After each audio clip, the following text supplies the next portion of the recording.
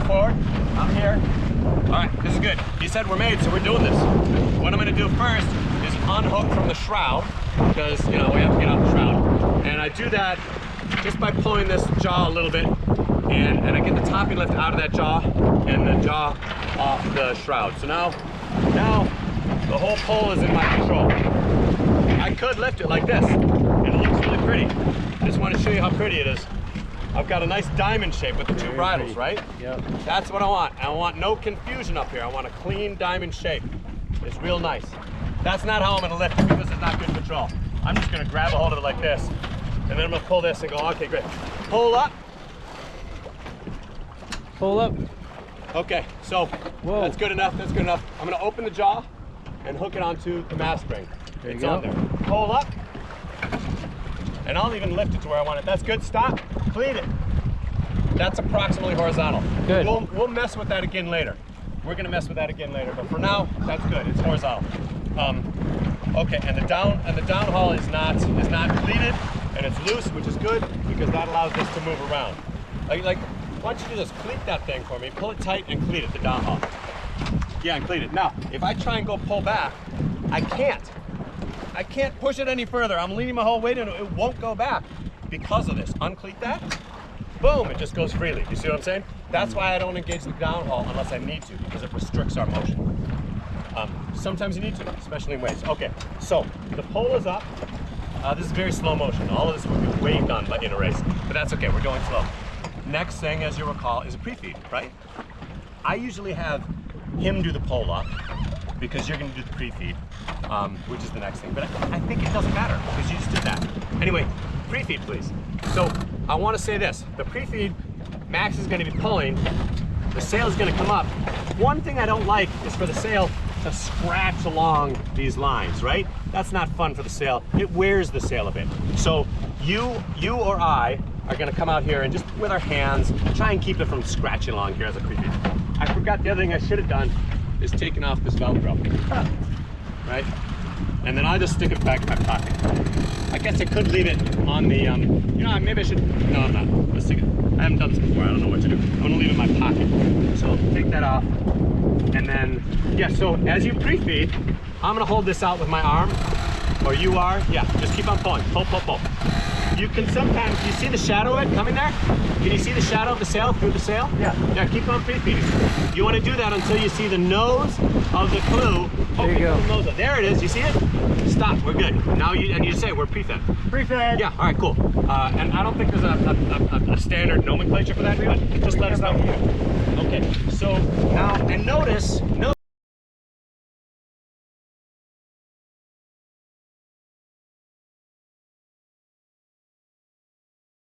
that all of this is downwind of the jib. You see what I'm saying? None of this is inflating. It's just sitting there slack, and that's beautiful because it's really easy to control because it's not filled with wind. That's a beautiful thing. All right, so now we're ready to round the mark.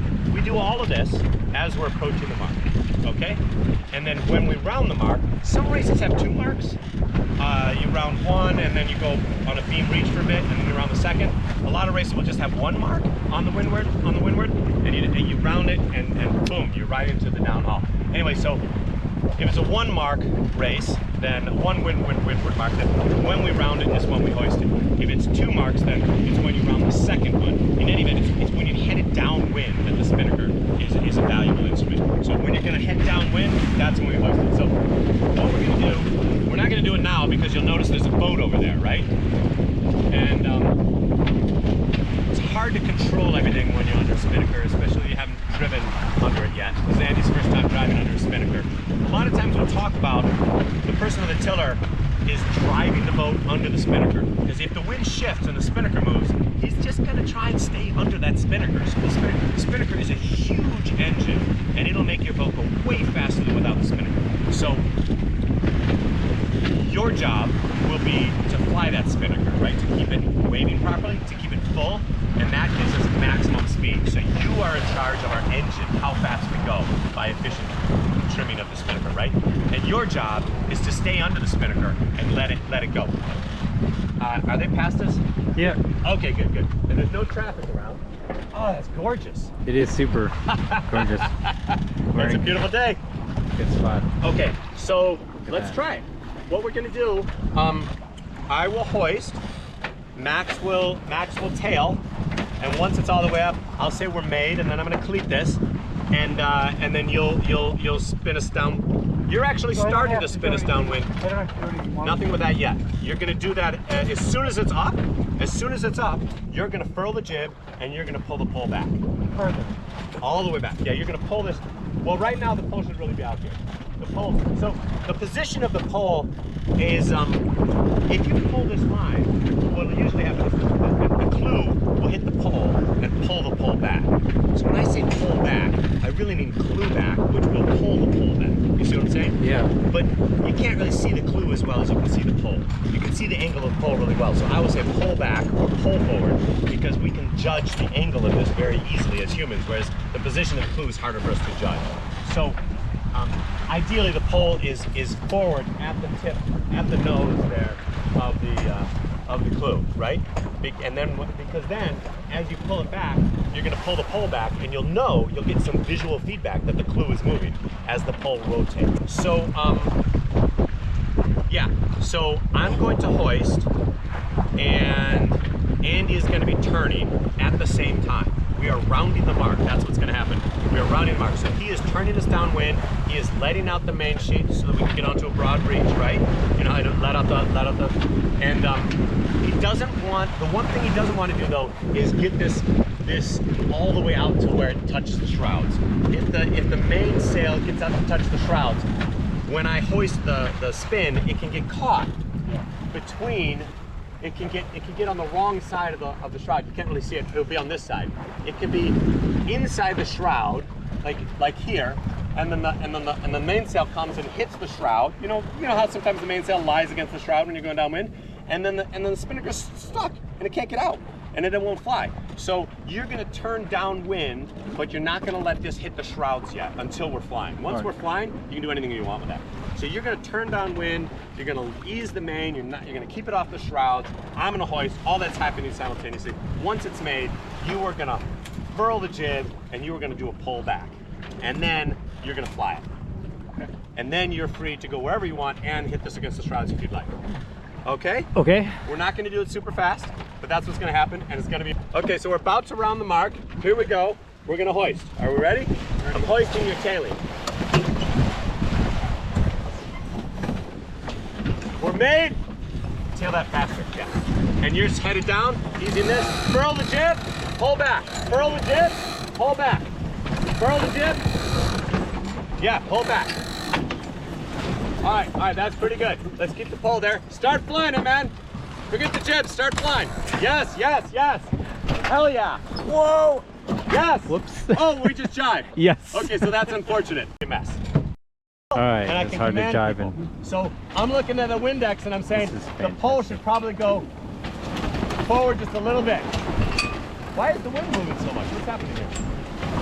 Okay, we're bouncing a lot, right? You feel that? Yeah. That means we need the downhaul, because I don't want the whole thing is going up and down. So I'll be in charge of the downhaul. Don't worry about it. I'll take care of that downhaul. I'm gonna lock it in. Oh, you're doing a great job. Chris, that's a great job. Yeah. So now, yeah. I mean, I didn't need to tell you what to do. That's great. When it lefts, you pull. When it's straight, you release. Yeah, there's the left, and you pull it. You see that? So to answer your question, Max, it's the side opposite him. The one he can't see. Yeah, the one he can't see. Max is looking at the side. Chris is looking at Max's side. That's the shoulder you want to look at. Ah, gotcha. Yeah, and if you can't see it, you can sit over behind Max. That's a long line. You can sit on the other side of the cockpit if you prefer. No, I'm saying on the other side of the cockpit. All right, we're gonna jibe. So to jibe. And here's the tight tweaker.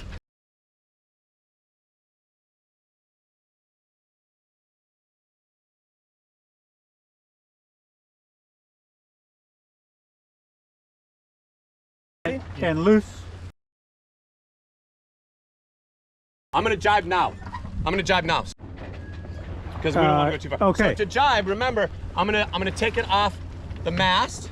It's off the mast, and then again using this little guy here, I'm gonna detach it from the. I can pull it and twist. Did you see how that worked? Let me do that again. When I pull this line, the jaw opens, and when I twist it, the line falls out of the jaw. Boom, it's gone. And then I'm gonna go over to this side. I'm gonna grab a hold of this red line and put it in the jaw. Just boom, it's in the jaw. And I'm gonna swing this out. I'm gonna put this end onto the mast ring. And then I say, we're jibed, or we're set. I say, we're set, and you are free to jibe. We're set, and you're free to jibe. So you're gonna jibe. Everyone watch your head. Here comes the boom. And now, Max wants to uncleat his tweaker. Chris already cleated his tight. And then Max, wind is a beam, so I head downwind. Yeah, a little bit more. Pull back. That's good, Andy, that's good. Okay. Yeah, the pull is about right now. Now, you need to be pulling the line. You need to be trimming your line. The red line. Pull it in, pull it in, pull it in, pull it in, pull it in, pull it in. Hand off, yeah. Okay, you're gonna pull that in. Take a look at this edge right here that you can't see. Pointing at him. You see how lumpy it is? Pull it in a lot. Yeah, pull it in. Yeah, so you can lean down to see it, or you can cross over. Pull it a little bit more. All right, you know what we need to do is we need to go pull back, and you can't do it because this is locked. Ha! So pull back, that's you, Chris. All right. That's about right, that's right, that's good enough, that's good enough. Okay, and now release it, Max. I want that to, there's the luff and release. Yeah, release it when it's tight. So it's tight, release a little bit. Yeah, and now it's starting to luff, you tighten it. You see that? Now it's luffing. Yes, there's the luff, you pull. Now it's straight, you let it out. It's a couple inches, it's not just a millimeter. Yeah, just a little bit, just a little bit. Now let it, there it is the luff, pull it in, pull it in, pull it in. Yes, and now let it out a little bit. Yeah, and pull it in a bit. Pull it in, pull it in. Yeah, pull it in. Pull it in. It's hard work, sorry. Yeah, that's good, that's good. And then you just play with it, in and out, in and out. The spinnaker's in the shadow of the main though. Oh, that's okay, that's okay. Most of it is not. If you look at where the wind is coming from, the wind is coming right now from right over there. The wind is coming from straight there, kind of a beam, so there's a weird line, but that's what we're running. So just the tail of it, just the very little back of this spinnaker is shielded by the main. Almost the entire thing is not. On a beam reach, you can go super fast with a spinnaker. It's insane, but it can also tip you over if there's any real wind. This is why you usually use the spinnaker when you're going more downwind. So let's do that. We'll steer a little bit more downwind, and as he steers downwind, this will, the boom will need to come back because the boom needs to be perpendicular to the wind. So that's you, Chris. Pull back, Chris. And as Chris is pulling the pull back, Max, you'll notice that you two are pulling against each other. Max, so we just lost our wind is what happened there. Pull back, Max, release so that he can get the pull back. Oh, it's coming, it's coming. Pull back now, Chris. Pull back. That's good right there, that's right. You see how this is perpendicular to the wind X, more or less? Yeah. All right, so we're happy with that. Now, Max, you're gonna have to, the boom. Don't worry about the boom, that's his job. Your job is to sail that thing. Now, yeah, there you go, you filled it up. Good. That's perfect, you filled it. That's what you want. Sweet. Now we got our engine going. Hell yeah.